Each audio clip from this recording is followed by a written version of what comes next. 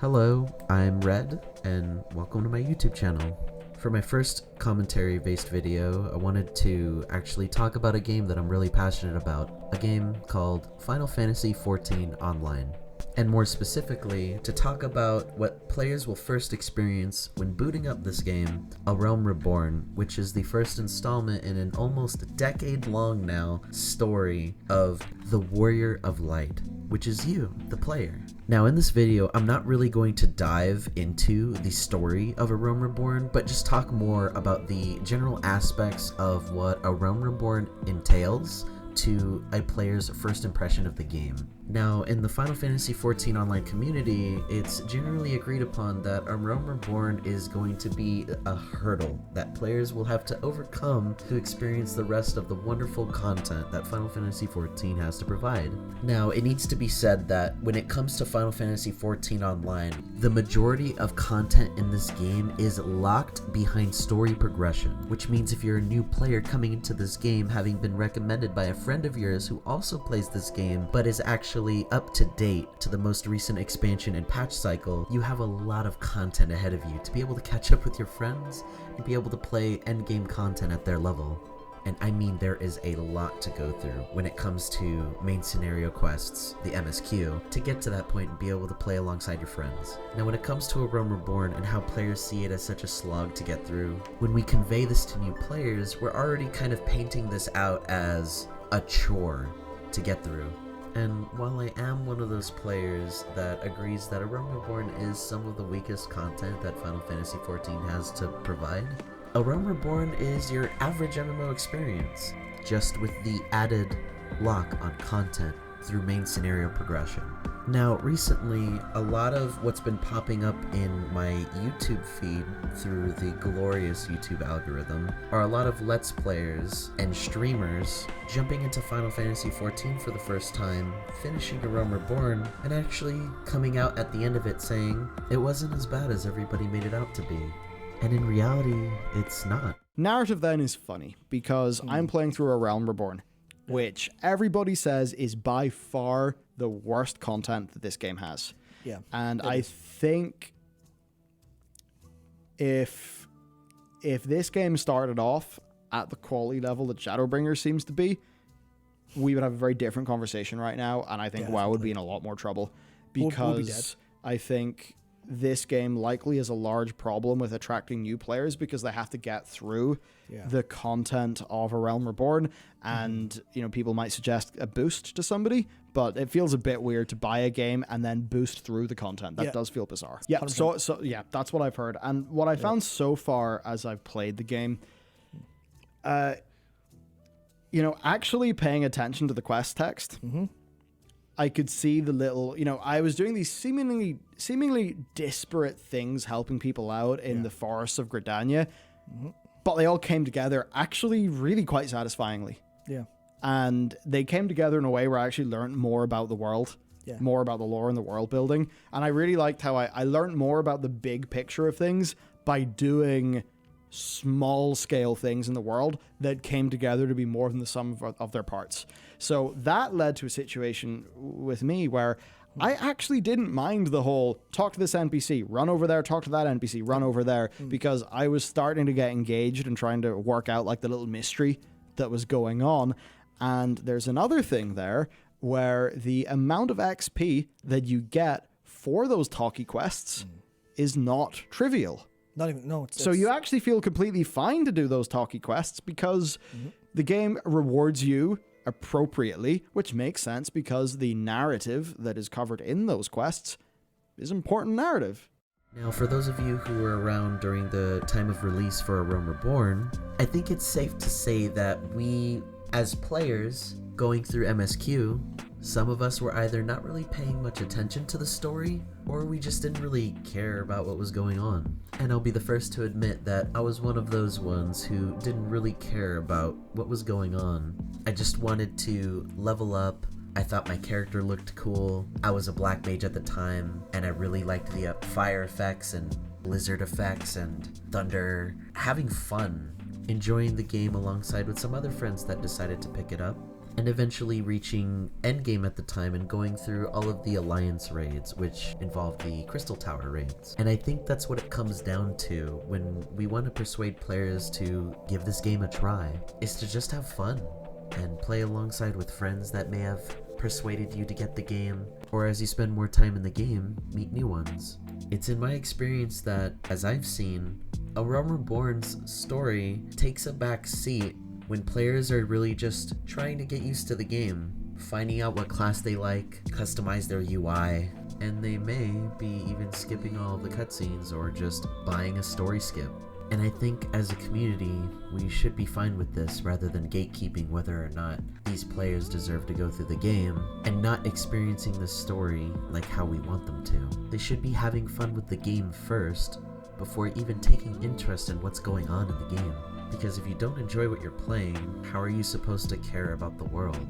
Now, of course, many players have dropped the game because of A Realm Reborn and their first impressions and leveling experience, including streamers like Jesse Cox, who's admitted that, what was it, like some 2,000 days later, after dropping an entire level 40 character, he just wasn't feeling the game, and he understood how much of a slog A Realm Reborn was becoming, and didn't come back until it came to a point where Final Fantasy XIV was putting out some pretty dang good content. It's really hard to tell people. I've told tons of people to try out Final Fantasy XIV, and they always start and then, like, vanish.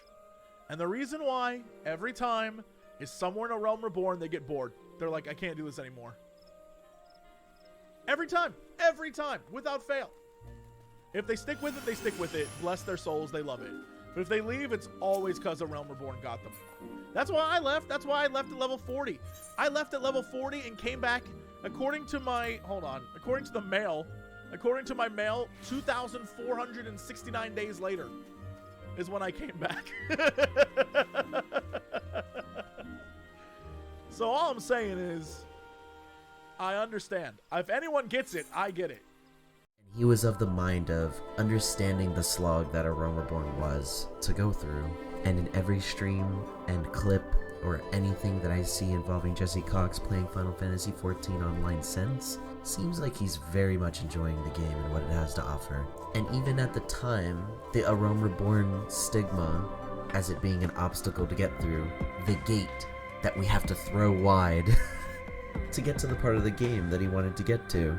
And it's because of this stigma that I feel like if we want to get new players into this community to try out this game that is so amazing, I love this game, I'm so passionate about this game, I've been playing for 8 years now, is that there's more to the game going through it for the first time than just the story. Now, I'm of the mind that people should be able to join the game and just story skip if they want to, or just skip cutscenes. If all they really cared about was gameplay and the content and all of the raiding and Savage and Ultimate content. Now, believe me when I say, I love the story this game has to offer. And I understand the pain in seeing someone just gloss over arguably one of the best RPG storylines in gaming ever, and in an MMO, no less. I feel you. Trust me, I feel you. But when we start backseat gaming like that and telling players how they should and shouldn't play the game, they're just not gonna want to play the game. And a big MMO player in the streaming community sees how people are gatekeeping how you should and shouldn't be playing the game. A streamer who also keeps popping up in my recommended feed more than anyone else, Asmongold. Now, I could make a whole separate video when it comes to talking about Asmongold and what kind of effect he has and could have on the Final Fantasy XIV community and World of Warcraft. You guys can go ahead and let me know if that's a video that you guys want to see. I know that in the Final Fantasy XIV community, a lot of, or at least in the YouTuber space, a lot of people talk about Asmongold. Work to Game is the first YouTube channel that comes to mind. And some of you may already just be sick about hearing Asmongold's name in regards to the relevance he has to Final Fantasy XIV and if he should play the game or not, and whether or not that should matter. I would kind of talk more about the effect he would actually have on World of Warcraft more than anything if he changed over to being a Final Fantasy XIV streamer. Man, that's really hard to imagine. But back to the topic of the video, it's gotten to a point where, on top of a Realm Reborn and the stigma around it being such a slog to get through, the obstacle that everybody has to go through when first going through the game, on top of the stigma around, hey, pay attention to the story, you have to pay attention to the story, watch the story, you have to know what's going on, don't story skip, it's a really good story. If players who are experiencing the content really enjoy the game and look at a boss like Alexander or some of the raid bosses in Eden or generally any of the bosses that they face in the trials, and they look at them and they're like, wow, they're really cool, I wonder what they're about, what do they represent, what's going on with them, then that's what we should encourage. If somebody's going to story skip but then look at something, a character or a boss, and be like, wow, that looks really cool, and that encourages them to look into the lore of the game, where in this game, lore isn't just like something in Destiny where you look at freaking like grimoire cards and have to deep dive to figure out what's going on in the world. You can actually just go through New Game Plus, a feature that got added a few patch cycles ago, and experience the lore through the eyes and perspective as the Warrior of Light, and become immersed in that way. And I feel like Final Fantasy XIV has the power to do that. The content is really fun, the bosses are really cool, the fights are such a spectacle to look at, they're so flashy, the music is amazing, Soken is just a freaking genius. I love the man. I love this man. Playing this game is just such an awesome experience. Story aside, arguably, Final Fantasy XIV is one of the nicer looking MMOs out there, even it being an MMO that's been released alongside other MMOs that are also about a decade old as well. And there are so many classes in this game to choose from, on top of you being able to switch your class at any point in time. There's so much more on top of the story that this game has to offer, including the beginning of a new player's experience in A Realm Reborn, like fighting the primals for the first time, Titan, Garuda, Ifrit, going through your very first trial, your first dungeon, matchmaking with randoms, or going into dungeons and trials alongside your friends. Those are the experiences that A Realm Reborn should be comprised of. And the story should just be supplementary and prepare you, if the story is intriguing enough to the player, to want to give it more attention. It may be a Final Fantasy RPG first, with a heavy emphasis on narrative and story, but it's still an MMO, and the experiences that come along with playing an MMO, and it's those experiences that keep players invested and wanting to come back.